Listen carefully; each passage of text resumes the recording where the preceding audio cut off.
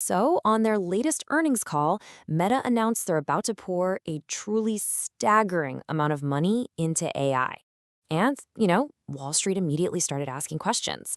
So today we're going to unpack the strategy behind this massive bet, digging right into the Q&A session where they had to explain it all. Let's jump in. Really, the entire tension of the call kind of boiled down to this one big question.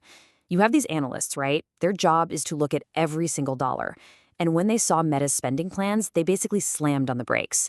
They wanted to know, hey, you're already spending billions. Why are you hitting the accelerator now? And what's the actual payoff? All right, so to really get Meta's answer, we first have to understand the question they were being asked. Let's dig into the core concerns from Wall Street that really put Meta's leadership team in the hot seat. This slide pretty much sums up the financial anxiety in the room. First, analysts see this massive spike in capital expenditure, CapEx. Then they see a forecast that expenses are going to grow significantly faster in 2026. You put those two things together, and suddenly you have some really serious questions about profits and margins. It all boils down to that one classic question: can you actually justify the return on this enormous investment?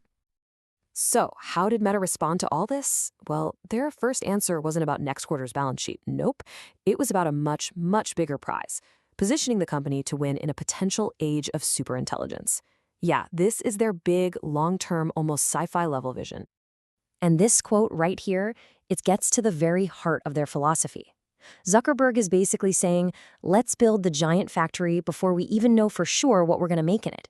He calls it front-loading the capacity, spending like crazy right now so they're ready for what he calls a generational paradigm shift. For him, the risk of being unprepared is way, way bigger than the risk of spending too much. But here's the crucial part. This isn't just some blind gamble. They've actually mapped out two pretty great outcomes. The best case scenario, their optimistic case, is that superintelligence shows up early, and boom, Meta is right there, ready to lead the charge. But the fallback plan is just as important. If it takes longer, all that extra computing power just gets funneled right back into their existing, wildly profitable core business. So from their point of view, it's kind of win-win. And that brings us to the second, and maybe more concrete part of their argument. Let's forget about the far-off future for a second. The question is, how is all this AI spending making Meta money right now? Well, as it turns out, it's already a massive part of their revenue engine. I mean, just look at this number, $60 billion. That's the annual revenue they're already pulling in from ads that use their automated AI tools, like Advantage Plus. And get this, that's not some future dream. That's happening today.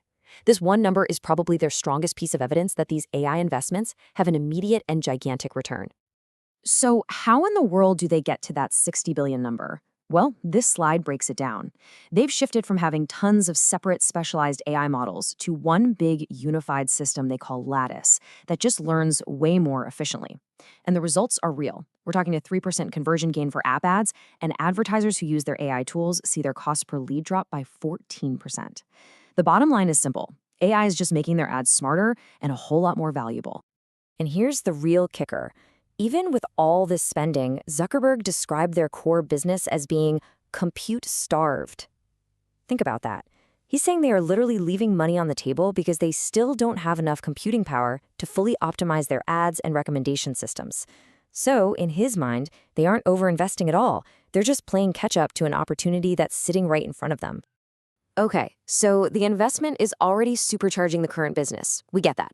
But this strategy isn't just about playing defense. The third part is all about going on offense, using all this new AI horsepower to build completely new products and experiences from the ground up.